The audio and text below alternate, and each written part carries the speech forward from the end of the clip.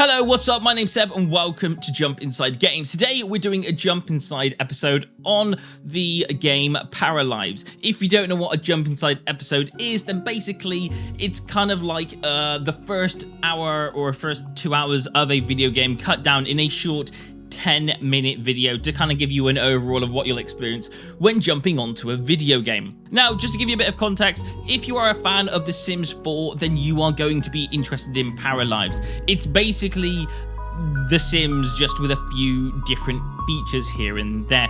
So without no further ado, let's get into today's episode.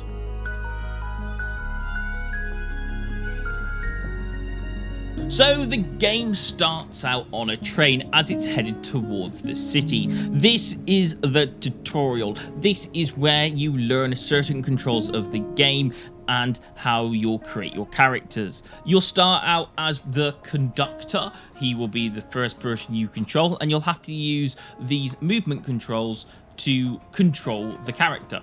Now, you don't fully control the character, but just like The Sims, you say go somewhere and they will go to a spot, nice and simple. And then there's the next carriage where it will show you a blue square. Those blue squares is where the tutorial wants you to move the character. Once you're inside this placement here, you'll have an option of choosing different characters you want to play as. Or if you want to just create your own family from scratch, you can do. Click the create new household button in the bottom right hand corner and you'll be given a person, a character, a para that you can create. You can choose things like what outfits you want them to wear. You can choose things like what hairstyles you want them to have, and you can choose the character traits. You can really customize exactly how you want these characters to look. You can add more than one member in the family, so you can have a full family if you would like to. And of course, you can also choose the character age, so you can choose exactly what type of family you want. And of course, you can kind of edit the relationship between characters, so you can choose whether they're married or not. I chose for the parents to be married and those with their children that they had. Basically, I created a family and I was quite happy with all the details that you could use to create your family on this. If you're coming from The Sims 4 and you're taking a look at this and you're going, yeah, this pretty much looks exactly like The Sims 4 except things are in different placements, then yeah, you'd be correct. This is basically the same as The Sims 4 except things are just in different placements. That's how easy it is to get used to the character creation stuff if you're used to playing The Sims. Zucchini Mixlin. Then you control your family and you take them to the final carriage on the end where you'll be introduced to these three characters at the end, a dog, a man and a woman who will be the storytellers. Let's skip this for now because I'm really not bothered about a storyteller. We're just going to go straight into house building. Anyway, let's look at the Paralives Town that you'll be living at. Take a look at this. This looks absolutely lovely. I love this. There are shops that you can buy stuff in. There's a lighthouse for some odd reason. Don't know why there's a lighthouse, but there's a lighthouse. And there's a train track running through the entire thing. There's also some kind of castle-y shaped buildings. And there are plots of lands that if you wanted to build a house from scratch, you can do. That's all we're going to be doing. And then the train arrives inside the city and insert logo here. Welcome to Paralives. This is the city that you'll be living in. Anyway, to the gameplay, we have got to get a house. So we can choose any of these for sale signs where you can buy a pre-made house, or you can do what I'm going to do, find an empty plot of land and build straight onto it. The build button is in the bottom left-hand corner. It's the little house symbol. I got a little bit confused just trying to understand it as I was starting, but I quickly picked it up. And you've got different things where you can pretty much build the entire shape of the house that you want.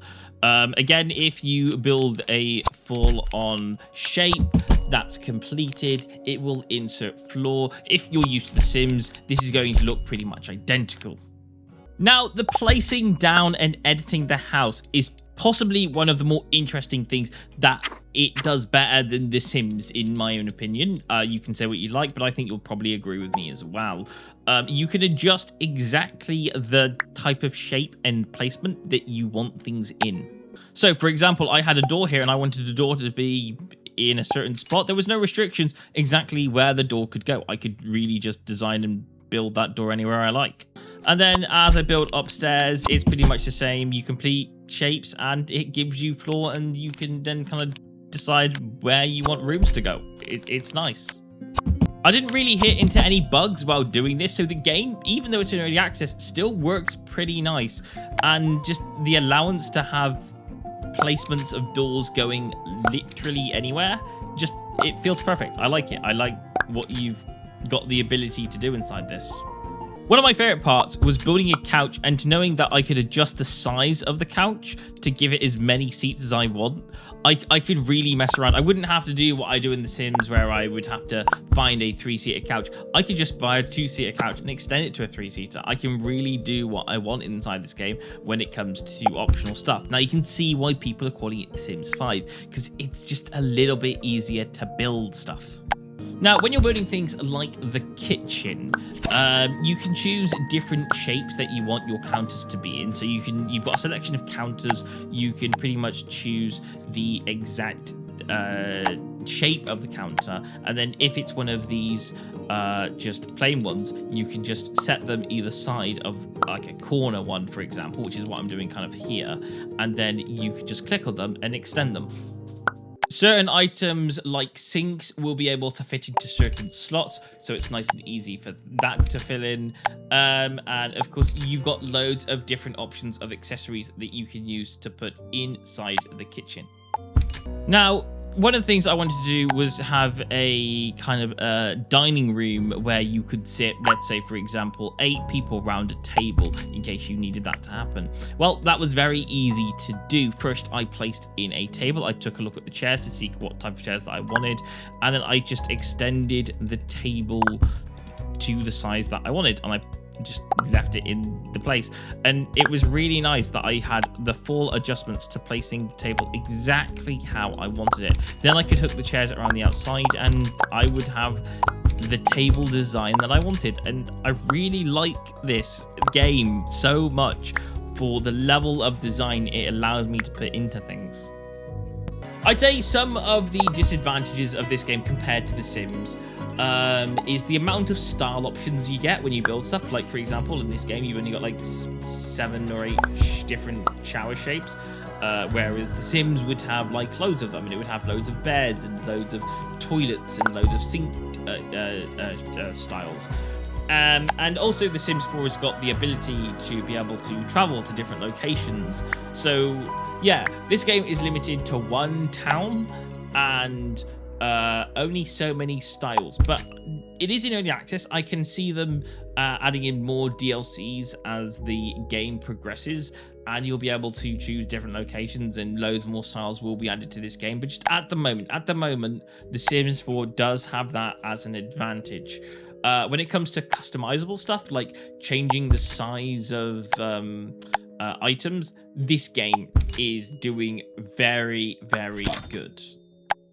Anyway, I've run out of money, so I have to now do the living part, and I'm not going to go fully into it, but you can do things like, you can see in just in the menu, you've got check social media, find a job, all that kind of stuff. So yeah, this is pretty much very identical to The Sims. So you've even got things like on the left there, all your needs for your characters. You can pretty much tell what they all are if you're used to it. The first one is hunger, the second one is sleep, the third one is bathroom, and the fourth one is shower.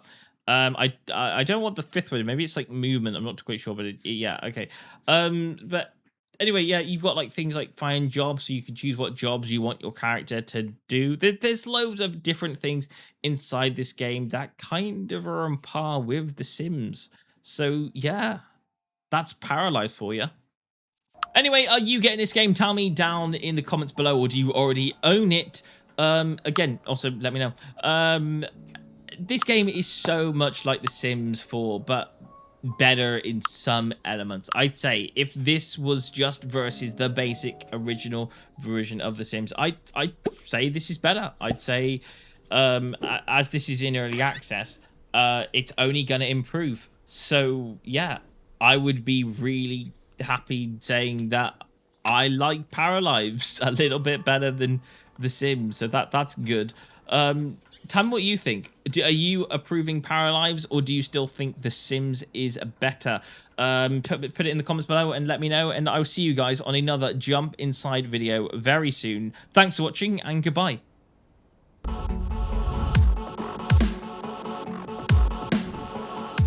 Hey, thank you so much for watching, and I really hope you enjoyed the video. If you did enjoy the video, then please don't forget to give a like and subscribe to the channel. That would be amazing. Thank you so much. Anyway, I will see you guys on another Jump Inside video very soon. Thanks for watching, and goodbye.